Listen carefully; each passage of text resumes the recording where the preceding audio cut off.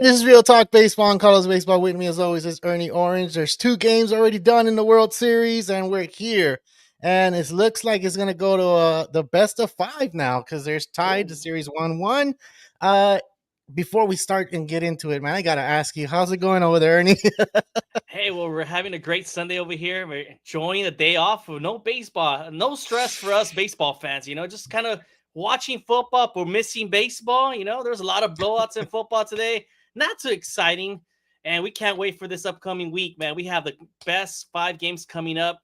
I said Game 7, so the way it's looking these days, it may go to Game 7. Cardinals 1-1 going into Game 3. Man, what a great series we had so far. A Blue Jays team that came out hot Game 1, and then Game 2 where we had a special gem from Yamamoto. But Yeah, we'll get more into it as we go into the show for sure.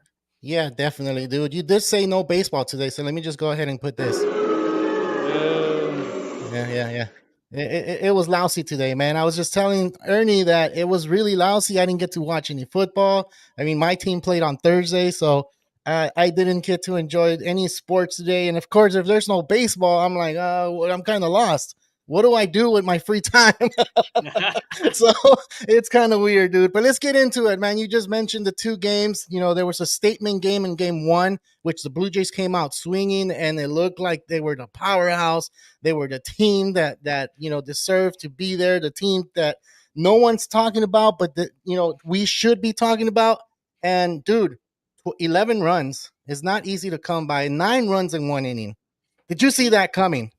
Not at all. I mean, obviously the Dodgers bullpen is the reason why these 9 runs came into play. But let's talk about Blake Snell. I mean, overall, he was having a great start. Wasn't pitching as best as he could, but it wasn't his finest outing yet. Now, once he Mm-mm. got into trouble, I mean, his command wasn't really there, Carlos. He was having struggling putting the ball into strikes, and these Blue Jays hitters don't forgive you for nothing. The moment you start putting it in the middle, these Blue Jays guys are going to get on base, get this timely base hitting. And that's what they did, man. They put pressure on Blake Snell, and he felt it. And Yeah. now these Blue Jays team came like not rested, right? They had just came off a tough series, coming in hot, and Vladdy Guerrero and all these other guys like Ernie Clement, Addison Barger coming from pitch hitting, just delivering for this Blue Jays team, which is perfect. And they had the best outing they could have possibly had for Game 1, and they had the crowd right behind them, giving them all the support they much needed. Yeah, and you just said the crowd, man. The crowd was big time in that game. It was super loud. I could barely hear the announcers. And I had to turn my TV up, and I'm like, man, this thing is loud. Like, I wonder how bad it is in the stadium because I was hearing it. I'm like, what the hell is this? But anyway, you're right. Blake Snell couldn't locate some of his pitches, and I think the pitch that he was not locating was his fastball. He was locating his changeup, Yes. and he was throwing that for strikes, but he couldn't combine it with anything, and that's what made him struggle. That fastball was up high all the time. He didn't throw it right. Berger, hit it out. Varsho hit it out. And like those were 2 key home runs. I know Alejandro Kirk hit it out as well. That was just to add on after they were winning 9-2. But they came out swinging. They came out the way you said they were gonna come out. Watch out with the Blue Jays. You said it the last show. And the Blue Jays are not something to say, hey, the Dodgers got it already. Yeah, they have a good momentum from Yamamoto from yesterday, but you have to also realize the pitcher that's pitching in Game 3, dude, for the Dodgers, Glasnow, he's only going to be throwing down the middle. And if you don't know how Glasnow throws by now, then you're going to be surprised tomorrow. And then not just that, but the Dodgers are facing Max Scherzer, the 41-year-old guy that it's pumped to be here. But how many innings is he going to give the Blue Jays? So moving into that series, dude, do you feel like who has the edge on this one, Max Scherzer or Tyler Glasnow? Well, you got to give the edge to Tyler Glasnow, even though he's been injured for the past couple seasons. When healthy, Tyler Glasnow could be unhittable. Once he has his fastball command, his slider working, this guy's almost as good as an ace as any other team could wish they could have. Obviously, he's dealt with these riddle injuries, but I think right now he's kind of locked in, and I think he's going to have that home crowd support that Dodger Stadium always provides. I just don't see how Max Scherzer is able to outlast Glasnow in this game. I see Max Scherzer only lasting 2-3 innings, giving the best he can for this Blue Jays team, and they're going to go on to their other relievers they have for the rest of the game. Max Scherzer has been a proven Hall of Famer, but can you really trust him in this big game at his age right now? Obviously, His curveball, his fastball is not at the speed we once had it. And when he gets startled up, he's not that same guy. No, He's not. already he's past his prime. While Tyler Glasnow's also very similar, when he doesn't have this command, he could also struggle. But I see that Glasnow will give the edge on that and this point just because he has a home crowd. I feel like the Dodgers offense is going to back him up this time. They're going to get their timely hitting that they haven't really had much great success so far. But I think they're going to take advantage of a overage Max Scherzer for sure. Yeah, man. And it's, it's the thing that I kind of see right now that I'm looking at, where when I see Tyler Glasnow throw and I see him out on the field in Dodger Stadium, I have a little bit more confidence than when he goes out to another stadium, because it seems like he gets a little rattled. And you just said it, Dodger fans are going to be behind him. Now, the crazy thing is that this guy does not locate his pitches. He's throwing it down the middle. It's just he has movement on his pitches, and that's where it goes in or out, in or out. And this is where I kind of feel like the Dodgers are going to be struggling, because Vladimir Guerrero, dude, he's having a great postseason. He's batting over 400. Yeah, that's unheard of. He crushes anything out the middle. It's all his. Yeah. Except if you're Yamamoto. Yamamoto does have his number and had him full. Yes, so just going to throw that out there. We'll have a special mention for Yamamoto later in the show. But yes, Vladimir Guerrero is having one of the most spectacular postseasons any player could possibly have right now. And he's been one of the crucial playmakers for this team. But yeah, man, my biggest concern with Glasnow now, if he gets, knowing Dave Roberts, he's going to be forced to keep him there as long as he possibly can, given the fact that this bullpen is just so bad, Carlos. I'm sorry, but Emmy Sheehan, Anthony Banda, these guys had nothing to work with. I mean, you easily saw how Addison Barger just took a slider that was hanging from Banda, crushed it, hit the grand slam.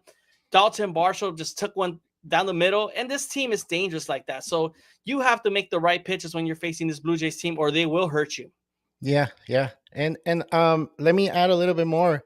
Since we talked about game 1 and game 2, Addison Barger, he hit that grand slam, and he went 0 for 4 on the second game.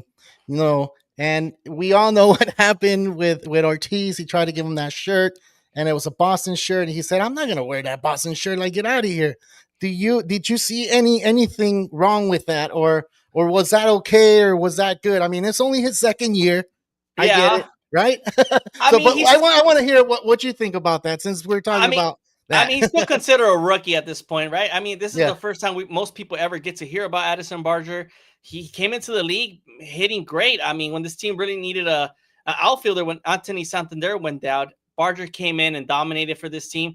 But yeah, that was kind of messy of David Ortiz. I'm not sure why he's giving him a Red Sox hat. It's a division rival. The Blue Jays don't care about no Red Sox or Yankees. And unfortunately, Fox Sports is all they have, Red Sox and Yankees.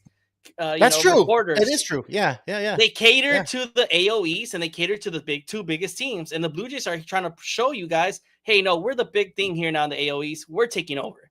So I appreciate that Barger didn't want that shirt. I would have too. I wouldn't. I would have took it. You know why? I'm a rookie. I know I'm not going to wear it. I know I'm not going to do anything. He's a big legend in baseball. I know a lot of people say Papi's not anything. He's nobody, but he's a Hall of Famer if you really think about it. And you have Jeter there. He's a Hall of Famer too. And I get that they're a rivalry, and this is going to intensify that rivalry, by the way. I know a lot of Red Sox fans and Yankee fans are going to be like, man, forget that guy. Who is that guy? He was only a 246 batting average, season guy. He didn't do that much. And he's talking to them like to a legend like that, like, nah. But besides that, I think I would have took it, and I would have not said I wouldn't wear it or whatever. I would have took it, and that's it. Move on. And even look, don't need it to Goodwill. Yeah, no, I give it to someone that roots for the Red Sox, or I'll keep it. Like, why? Like I said, he's a Hall of Famer. He's giving you something. So right. Look, you guys know my position. If anybody gives me something from the Giants, I'm gonna be like, no, but if it's a gift from, like, let's say for Buster Posey, dude, which I don't know if it ever happened, but if it's a gift from him, you think I wouldn't take it? Hell yeah, I would take it. If Barry Bonds gave me something, I would hang it up on my wall, dude, even though it's a Giants thing. It's just baseball memorabilia, dude. You're up there. You're playing Major League Baseball. You're talking to all these Hall of Fame greats, and you're not going to take it? Like, oh, come on, man. Like, you should. You should. I mean, that's how I feel. That's how I feel. But I don't know. I just feel like maybe it should have been a little bit more respect for him, and I guess he just decided to do the rivalry thing, which is going to be good in the long run because it seems like maybe the Blue Jays are going to be the top team in the AL East moving forward, right? Or Right. you think different? No, I see them, being in the mix for the next decade for sure. Especially we have Vladdy in the mix and Yeah, the surrounding cast you're providing him. I think they're gonna be in the mix for a while. yeah, But yeah, man, this game one was exciting for the first 6 innings until the Blue Jays just took off on the bottom of the sixth. That 9-run inning was just spectacular from this team. Offensively, they were just killing the Dodgers bullpen.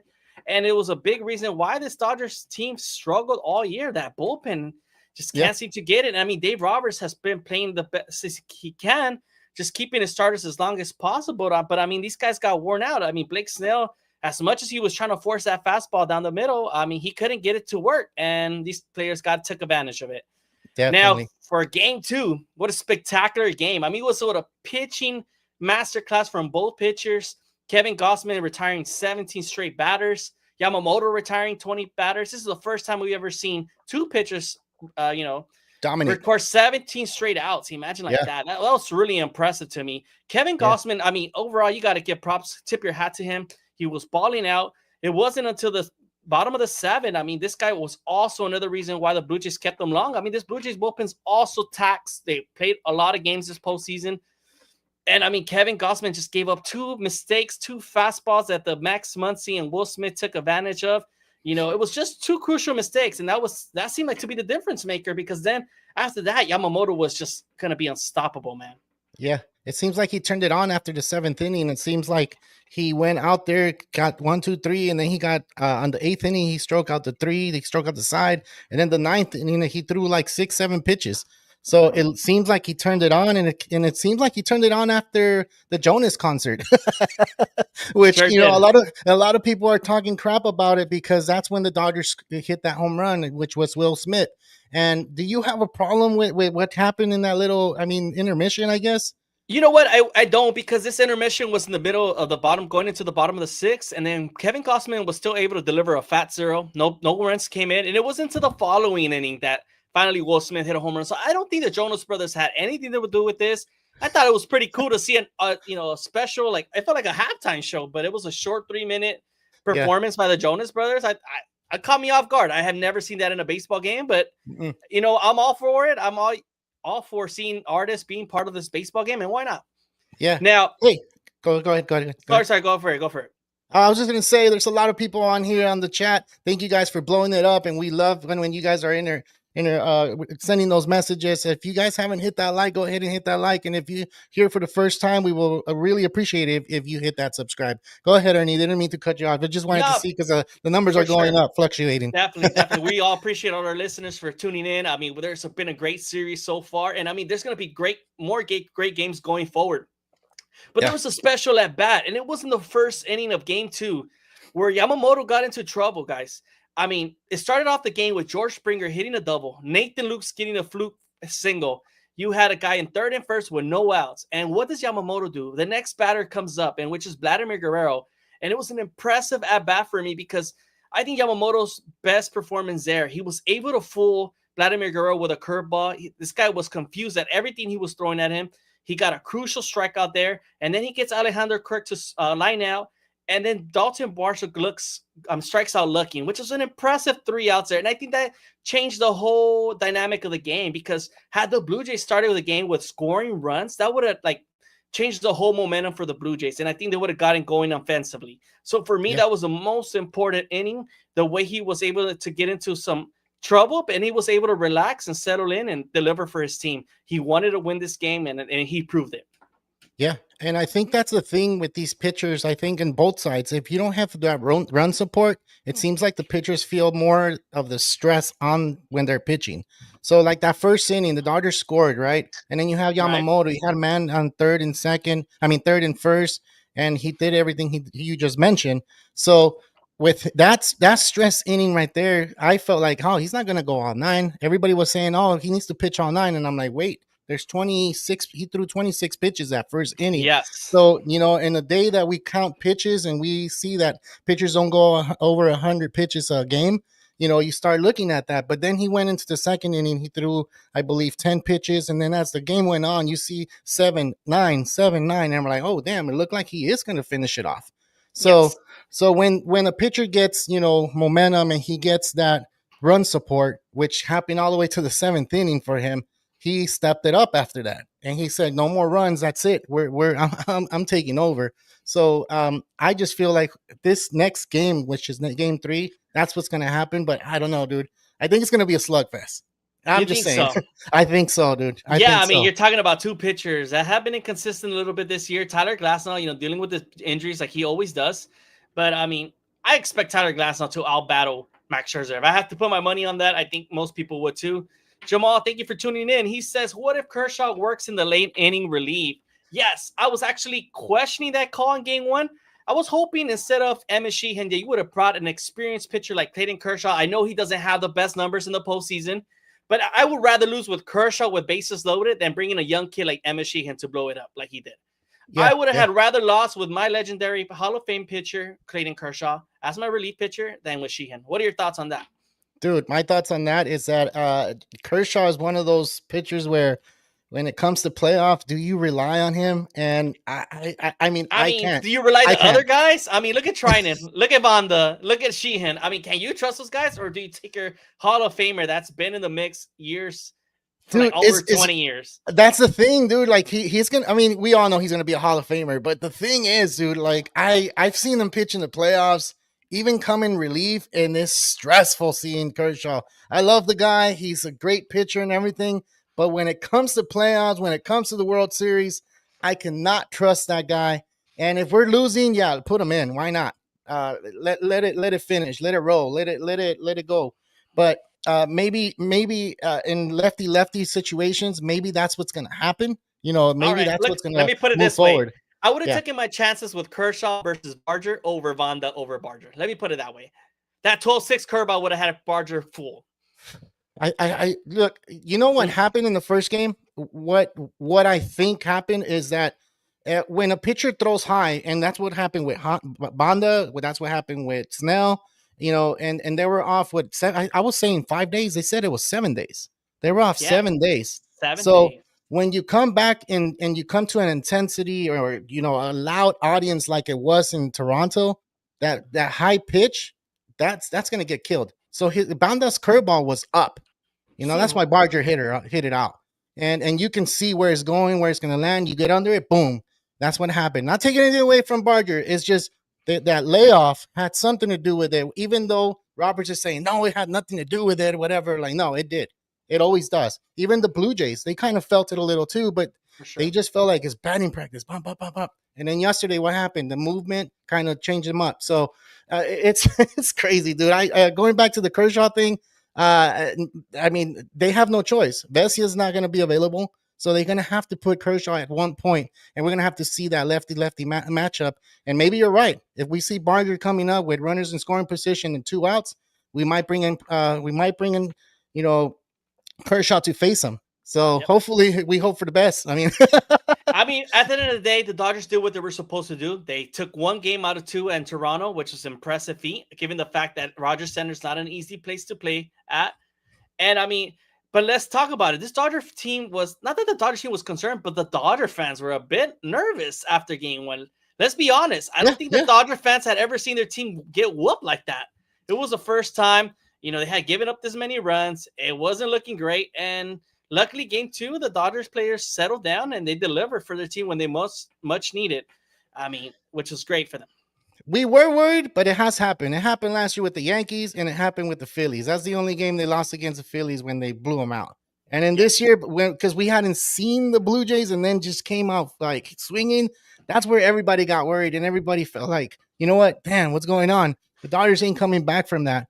And, you need to remind yourself when you see these type of games, like let's say tomorrow's a blowout, doesn't mean the following game is going to happen the same thing. It's going to be a different pitcher coming out.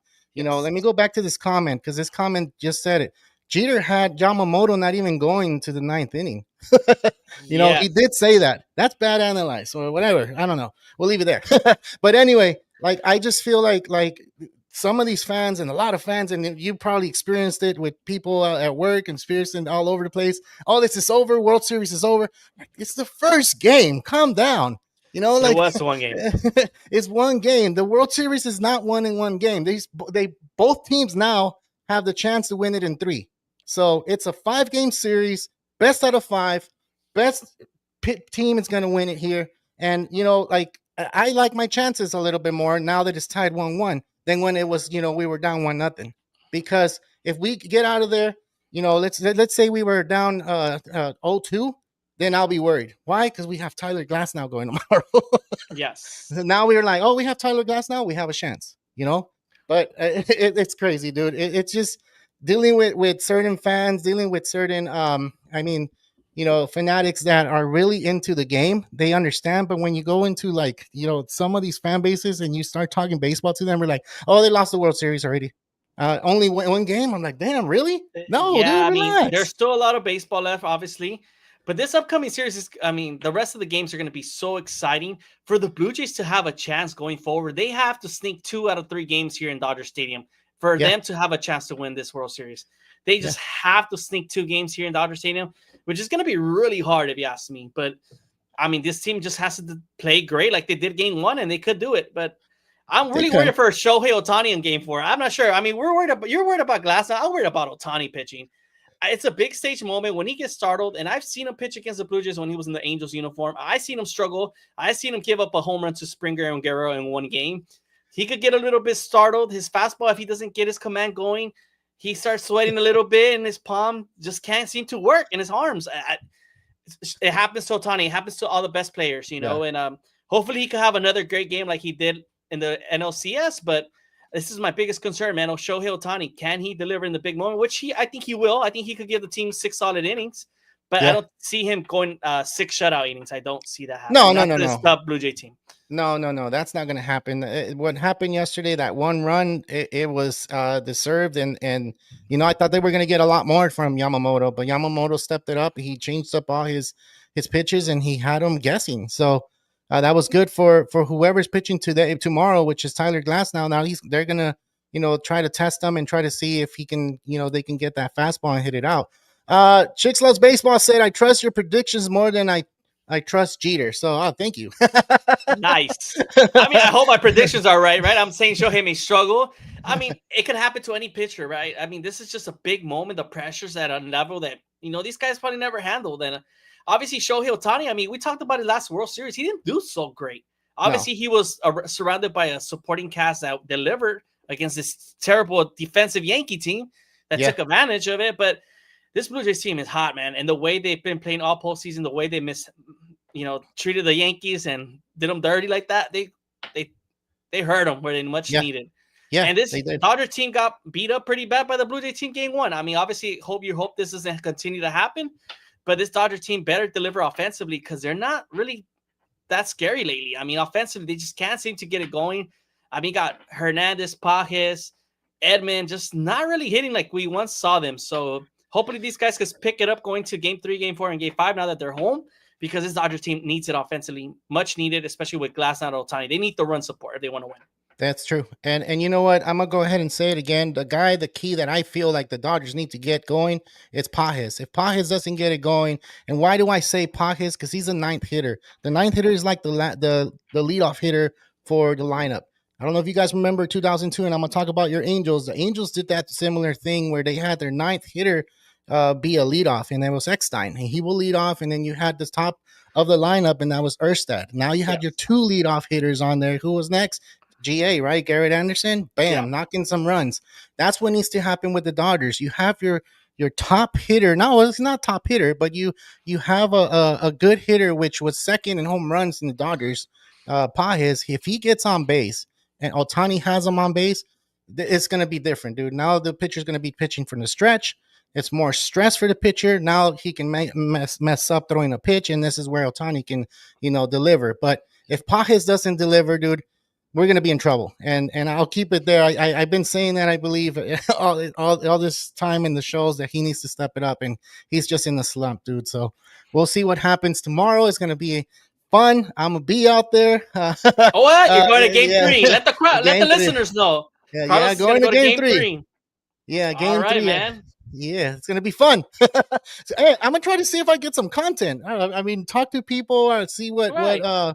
what's gonna happen. I'll give up some stickers out there and see if what we can get out. But it's gonna be fun. If you haven't ever been to a World Series, if you're from LA, I know tickets are a little pricey, but find a way to go out there and support your team. Like it's LA against everybody right now, so that's what's going on. Hey, we have a question for you, Ernie. Let's see. It's Let's see. Jamal saying, "How am I walking in the streets wearing a Blue Jays cap?" Well, I'm not. Let's just put it this way: this is just for show purposes. You know, I have always had a Blue Jays hat, not expecting them to be in the World Series, but you can't wear this hat in the streets right now, Jamal. Let me just put it out there. It's pretty dangerous out there. They see you wearing this blue hat, they may confuse you with a Dodger hat, and people won't like it. Yeah. So Neto's saying pray that the Stars can go 7-8 innings. So or 6-7. I don't know. I mean, that's basically what Dave Roberts is doing. He's going to go as long as he can with these starters. He's going to force them to work. I mean, their last start, so you better pitch as much as you can. And they probably close out with the 8th, like Blake Trinan, Bonda, depending the matchup situation there, and then close it out with Roki. That's just the way it has to go to win this series. Yeah. We have another one. What an actor Springer is. Was there no crash cam warning for inside heat? So I guess what he's saying is that he got hit by the ball. Yamamoto I don't know. He probably heard something or didn't hear anything. He got hit. I guess that's a joke.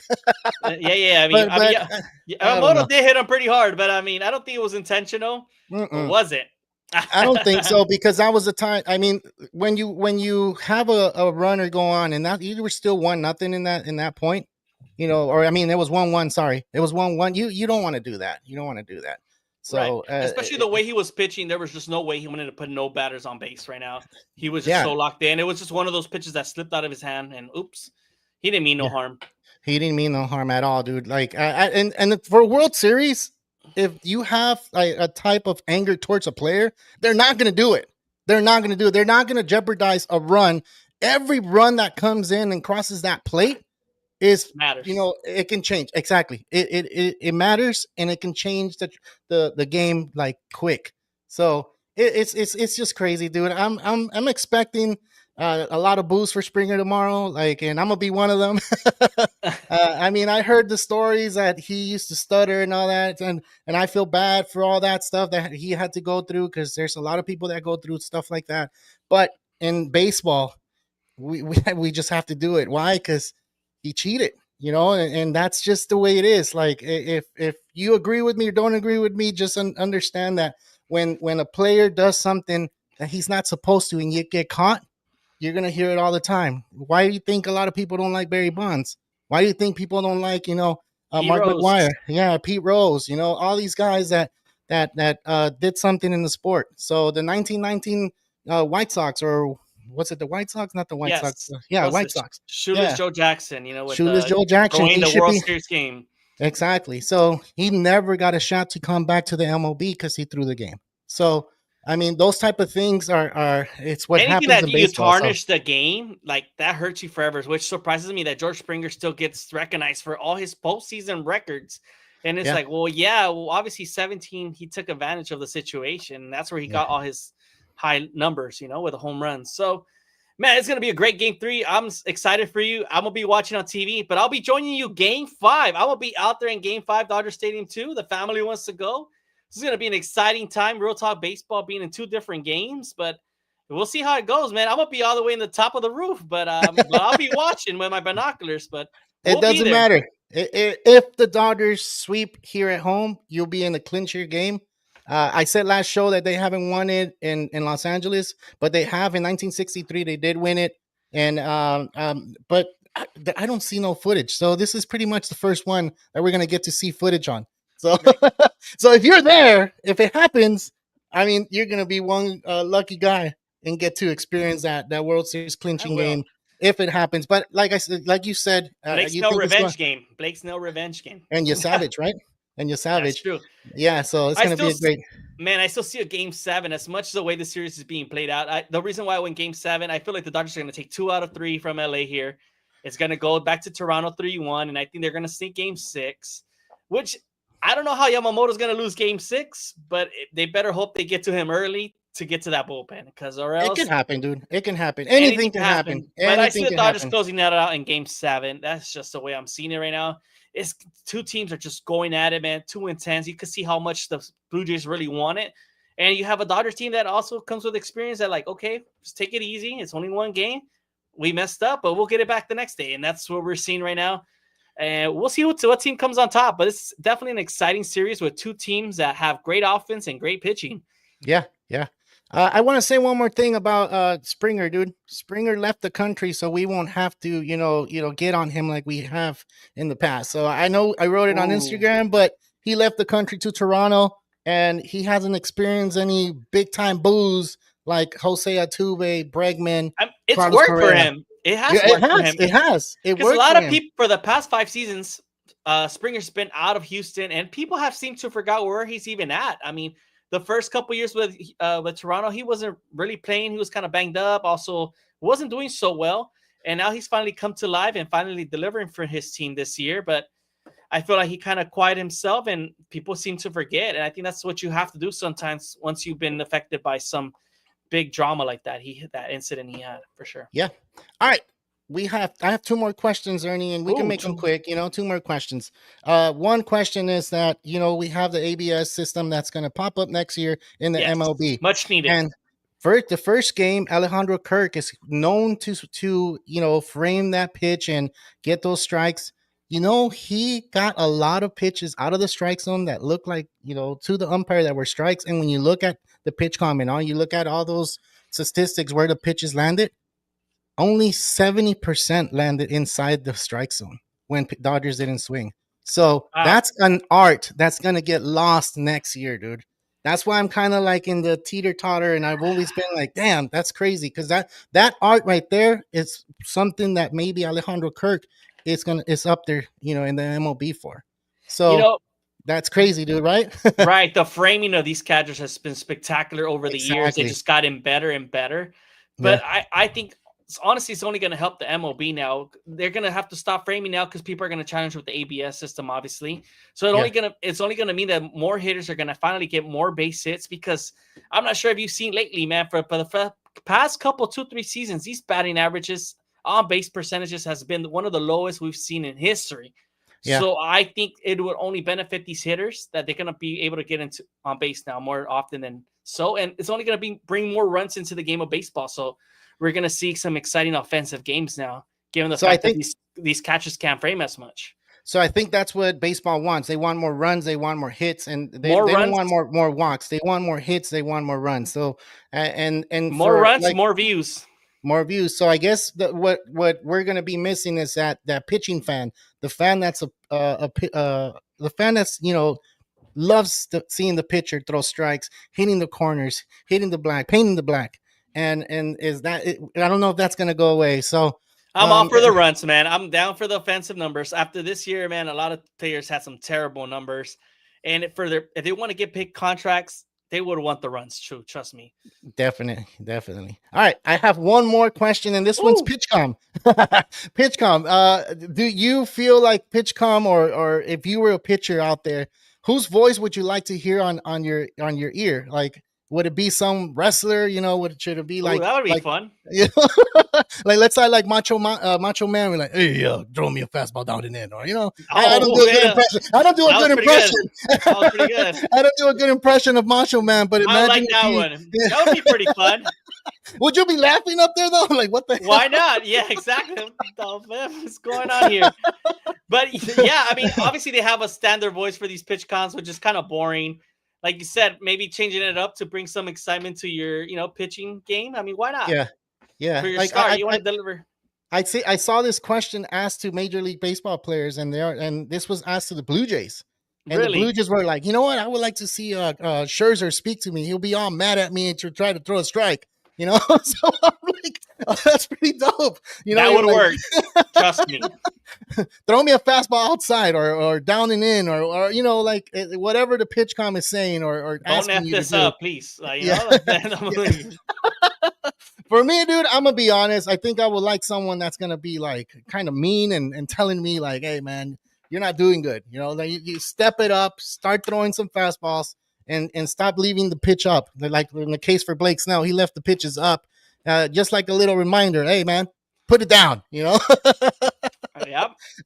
So okay, so Jamal saying Savage can use a Macho Man voice. Yes, I don't have a good impression. You know, I don't know. Ernie, you want to try? No, I don't got it. I don't go. That's past my time, man. I won't even try. And I think I could do a better impression of that, but it's just embarrassing doing it here in the show. I already embarrassed myself doing it. So. Nah, you're good. But yeah, man. All right, cool. We reached that point in time. It's only one game. It's only the World Series. And I said only the World Series. No, it's the World Series. Yes, Ernie, man. last mentions, dude. Well, I just want to thank all our listeners for tuning in. Thank you for liking and subscribing to our show. We really appreciate it.